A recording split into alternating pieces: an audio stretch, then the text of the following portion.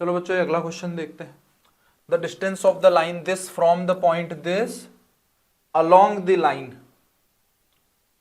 तो देखो बेसिकली हो क्या रहा है कि distance of line this from the point this, मतलब ये जो पर्टिकुलर लाइन है इसको मैं बोल दे रहा हूं L1, इसको मैं बोल दे रहा हूं L2। ये पॉइंट है अपने पास में A, ये पॉइंट है अपने पास में A।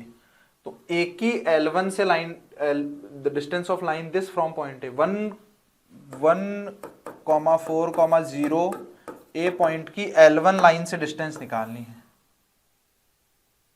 कैसे निकालनी? इस पर्टिकुलर L2 लाइन के पैरेलल, है ना, L2 लाइन के अलोंग। मान लो L2 लाइन ऐसे कुछ जा रही है, ये हमारे पास में L1 है, ये हमारे पास में L2 है।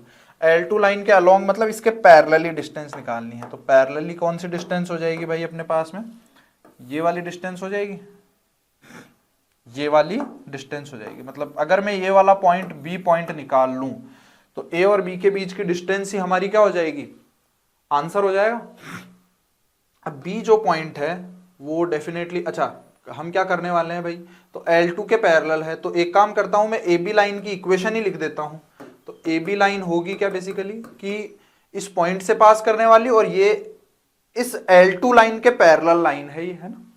तो A पॉइंट से पास करने वाली मतलब x-1 y-4 z-0, और किसके पैरेलल है? जिसके L2 पैरेलल है। L2 किस लाइन के पैरेलल है, किस वेक्टर के पैरेलल है? i cap plus 2j cap plus 3k cap. तो ये हमारे पास में AB की इक्वेशन हो गई। अब जो B पॉइंट है, अगर मैं इसको लैम्डा बोल दूं तो B पॉइंट को मैं क्या लिख सकता हूं? B पॉइंट को मैं लिख सकता हूं भाई lambda plus 1 comma 2 lambda plus 4 comma 3 lambda.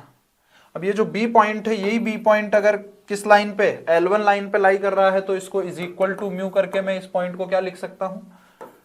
2 mu plus 2 comma 3 mu plus 6 comma 4 mu plus 3।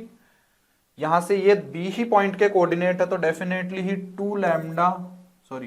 2 mu plus 2 जो है वो लैम्डा प्लस 1 के इक्वल होगा। ठीक बात है।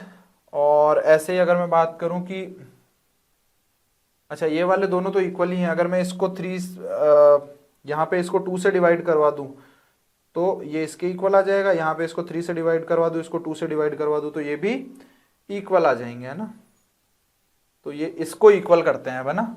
3 लैम्डा, यहाँ से 3 लैम्डा अगर इसके इक्वल होगा, अगर यहाँ से लैम्डा कितना आ जाएगा? 3 लैम्डा अगर 4 म्यू प्लस 3 के इक्वल होगा तो लैम्डा जो है वो 4 म्यू प्लस 3/3 के इक्वल होगा।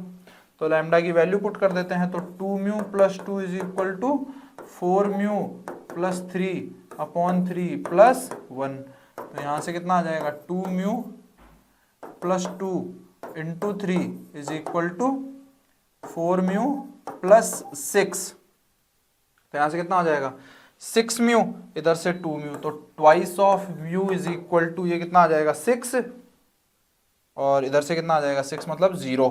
तो म्यू जो है वो अपने पास में कितना आ जाएगा? 0 हो जाएगा। तो ये जो पॉइंट है म्यू अगर 0 हो गया तो लैम्डा कितना हो जाएगा? 1। भाई कैसे भी पॉइंट निकाल लो, तो लैम्डा अगर 1 हो गया तो ये पॉइंट का कोऑर्डिनेट कितना आ जाएगा? भले हो सकता है म्यू को 0 पुट करके कर लो, चाहे लैम्डा को 1 पुट करके कर लो। तो ये कितना आ जाएगा? 2 कॉमा ये कितना आ जाएगा? 6 कॉमा इधर से कितना आ जाएगा? 3। 2 कॉमा 6 कॉमा 3। अब 140 की 263 से डिस्टेंस, तो डिस्टेंस D जो है वो कितनी हो जाएगी? डिस्टेंस D जो है वो कितनी हो जाएगी अपने पास में? ये हो जाएगी 2 - 1 1 का स्क्वायर प्लस 6 - 4 2 का स्क्वायर प्लस 3 - 0 3 का स्क्वायर। तो ये कितना हो जाएगा? 1 + 4 9 + 4 13 14, तो √14 यूनिट। तो ये √14 4th ऑप्शन हमारा आंसर हो जाएगा। ठीक है।